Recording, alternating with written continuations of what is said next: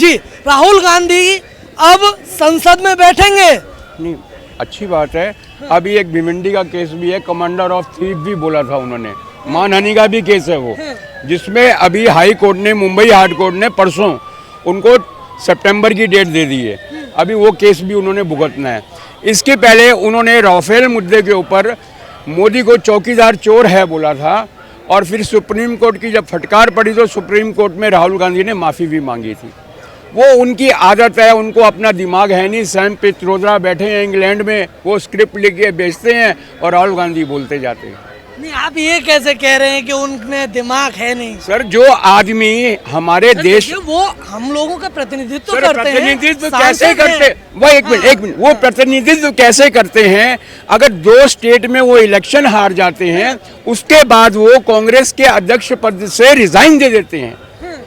उसके बाद उनको मनाया जाता है कि आप वापस से अध्यक्ष बनिए, तो वो अध्यक्ष नहीं बनते हैं। जो अपनी पार्टी की जिम्मेदारी नहीं ले सकता, वो देश की जिम्मेदारी क्या लेगा? जिम्मेदारी लेके ही तो उन्होंने जो है अपनी हार स्वीकार करी थी कि हाँ मैं अध्यक्ष हूँ, मैं इस चीज की जिम्मेदारी नहीं, एक दिमाग वाली बात बता रहा हूँ। एक ही सवाल करूंगा उनका। मनमोहन सिंह प्रधानमंत्री थे, वो बिल्कुल लेके आए थे, संसद में फाड़ा गया था। ये दिमाग फाड़ा, राहुल ऐसे करके ऐसे फाड़ा था, तो ये दिमाग वाला आदमी था, यह बददिमाग आदमी था अपने प्रधानमंत्री के, और वो भी संसद भवन के अंदर। सारा हिंदुस्तान का सारा वर्ल्ड देख रहा था, ये राहुल गांधी नहीं फाड़ा था, किसी और ने फाड़ा था। तो आप क्या कह रहे हैं कि जब कांग्रेस की सरकार होती है उसमें प्रधानमंत्री से ज्यादा ताकतवर राहुल गांधी होते हैं? हाँ, सोनिया राहुल दोनों। मनमोहन सिंह तो क्या, उनके ऊपर तो पिक्चर बनी है एक्सीडेंटल प्राइम मिनिस्टर। सबने शायद, जो अच्छे लोग हैं, ज्ञानी लोग हैं, देखी भी होगी। क्या हाल किया हुआ था मनमोहन सिंह का। मनमोहन सिंह बहुत वो पिक्चर क्यों बनी? देश का गवर्नर, आरबीआई का गवर्नर रह चुके हैं। बाहर के दुनिया के लोग मनमोहन सिंह की इज्जत करते थे। अमेरिका जैसे जो डेवलप्ड कंट्री थे, वो इतने ज्ञानी और इतने पढ़ा लिखा मनमोहन सिंह को मानते थे, लेकिन उनकी हालत क्या करती थी? ये मतलब रिमोट कंट्रोल चला के सरकार चलानी। आज कांग्रेस के अचीवमेंट क्या है, मैं आपको बता रहा हूँ। 60 साल उन्होंने खड्डे भरे हैं, 10 साल मोदी को कम पड़ेंगे खड्डे भरने में। 10 साल और चाहिए मोदी को, 10 साल और चाहिए खड्डे बनने के लिए। मतलब बिल्कुल राइट। अगली बार राहुल प्रधानमंत्री मोदी जी, सुपर श्रेष्ठ मोदी जी, और सुपर मॉडल सुपर जी, आपके इतिहास रचा जाएगा।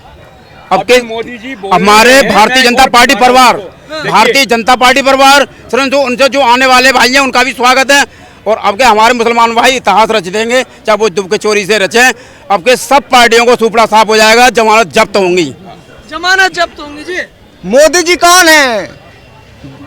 घर में घुसकर मारा है, कब्र तुम्हारी खोदी है, दिल्ली की राजगद्दी पर बैठा आतंकवादियों का बाप मोदी है। अंगुली माल डाकू को ज्ञान दे करके उसको बुद्धिमान बनाया जा सकता है, वाल्मीकि को ब्रह्म ज्ञानी बनाया जा सकता है, एक डकैत को। मैं भी तो आतंकवादियों को ऋषि महर्षि बना सकता हूँ, इसलिए कि प्रकृति प्रेम देती है। प्रेम गहकी डहकी तब न बहकी। देशवासियों को मैं प्रेम पर परिकाऊंगा, इसलिए कि सबको प्रेम दे दूंगा। राजधर्म तन 3 बचाऊंगा, प्रेम भाव पर ही तभी आएगा जब प्रेम खुलेआम होगा। इसलिए कि प्रकृति और आत्मा नहीं बदली है, युग बदला है। ये सतयुग वाली ही प्रकृति आत्मा है। इतनी बात आपने बोली कि प्रेम खुलेआम होना चाहिए। प्यार तो राहुल गांधी बांट रहे हैं। क्या बांट रहे हैं? भारत जोड़ो यात्रा से उन्होंने कहा कि मैं प्यार बांट रहा हूं। सद्दाम हुसैन की तरह दाढ़ी बढ़ा ली उन्होंने। एक मिनट। दिसंबर की सर्दी में, जनवरी की सर्दी में राहुल जी टी-शर्ट पहन के घूम रहे हैं। अगर हमारे जैसे बेवकूफ भी उनके संग लग जाते टी-शर्ट पहन के, तो भाई साहब राम नाम सत्य हो जाती।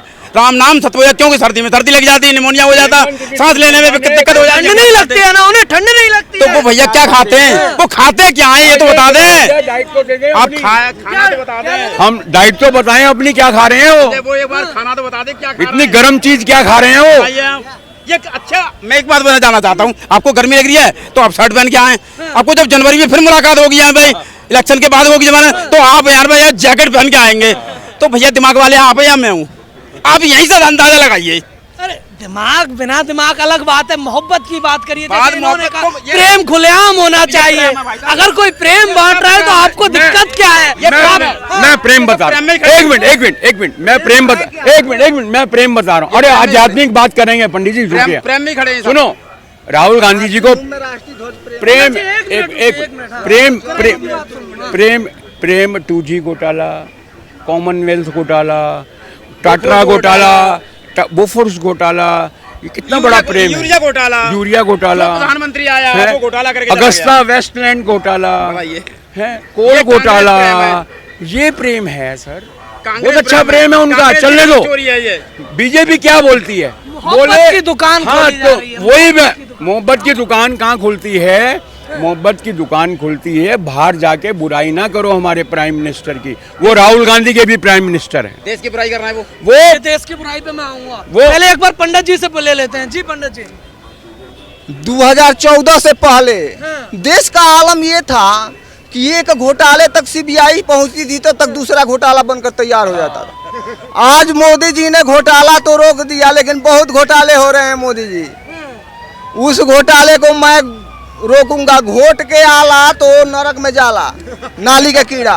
इसलिए कि प्रकृति में आत्मा से जो ईर्ष्या करता है वही जिंदाबाद होता है। जिंदाबाद मुर्दा होता है और मुर्दाबाद जीवन होता है। जो जीवन में रहेगा मुर्दाबाद रहेगा, क्रांतिकारी रहेगा। मानवता धर्म भोजन के पहचाने के लिए नारी जो धरती है वो बिछलोहर में जोहर जा रहा है। वहाँ स्वर्ग इतना सुख, मृत्यु जैसी यंत्रणा उसी से जन्म है। और वही मातृभूमि में राष्ट्रीय ध्वज ग्राहक हो गल है।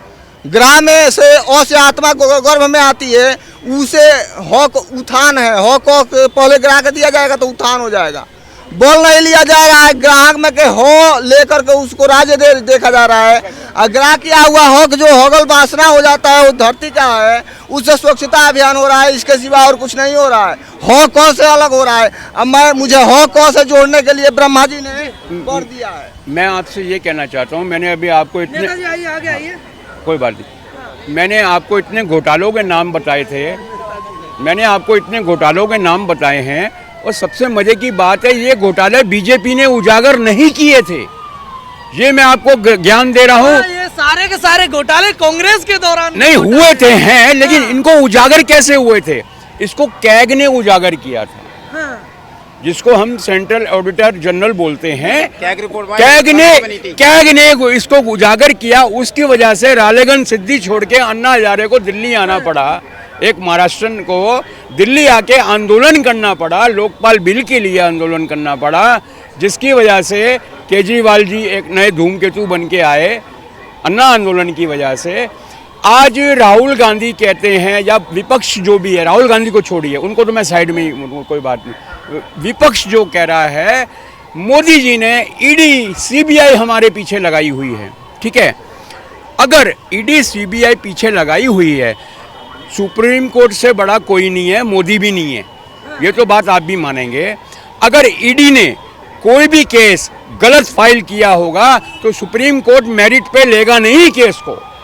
सुप्रीम कोर्ट मेरिट पे केस को लेगा नहीं, लेकिन सुप्रीम कोर्ट हर केस को पकड़ रहा है। ईडी जो केस लेके आ रही है घोटालों के, पार्थो घोष का 500 करोड़ रुपया घर में मिलता है सर, 500 करोड़ रुपया। आज मेरी नजर पड़ जाए तो मैं बेहोश हो जाऊं। और वो बंदा 500 करोड़ रुपया लेके फ्लैट अलग लेके बैठा हुआ है।